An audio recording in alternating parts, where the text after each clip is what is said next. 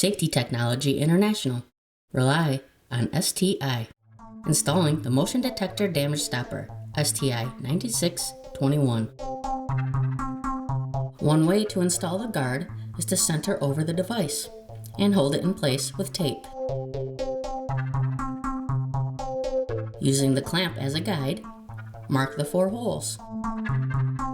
Drill the marked areas with a 1/4 inch or 6.3 millimeter drill bit.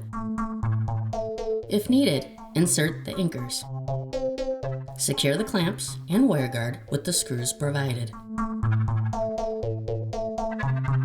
Remove the tape.